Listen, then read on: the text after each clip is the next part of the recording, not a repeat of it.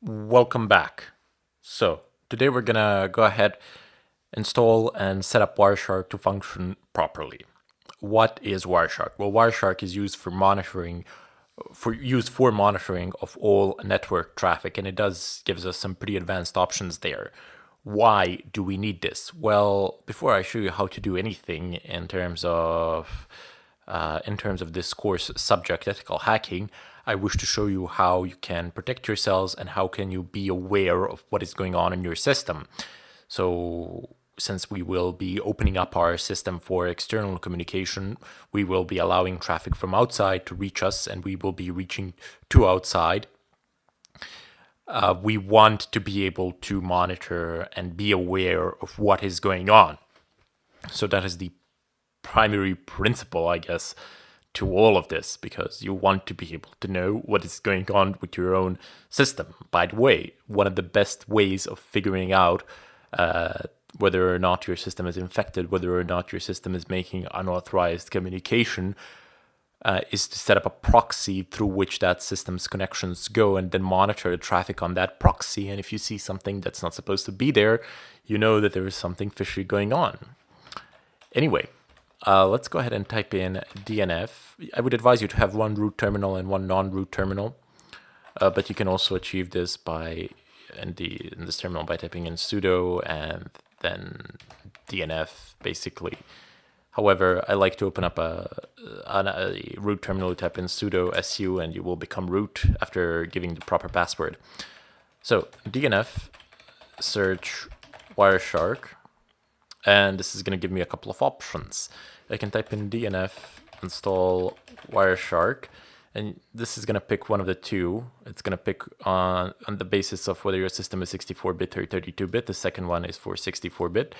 And then I would like to install this as well. So I need the GUI. So Control-Shift-C and the Control-Shift-V. Wireshark is also fully usable via the terminal. But for some tools, if there is no need to use the terminal, if the GUI interface is nice and fine and dandy, sometimes I do prefer it actually.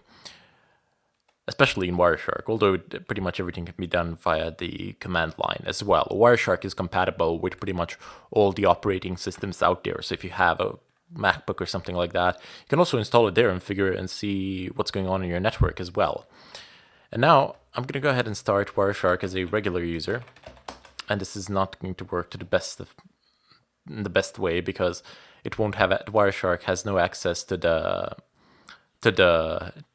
network interfaces, and this is a problem. And says no interface can be used for capturing in this system with the current configuration.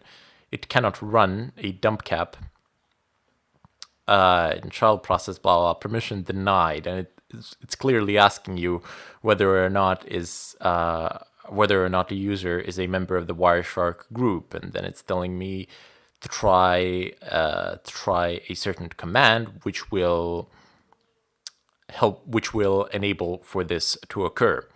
So let's go ahead and actually do it and see what happens. Just basically rewrite it from here. I mean, do what the program is instructing you to do. So user mod -a-g Wireshark, and then type in your username. So don't type in root, but your username.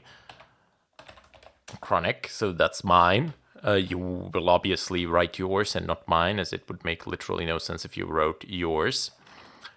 If you wrote mine, that is, then press enter. And let's go ahead and see what happens.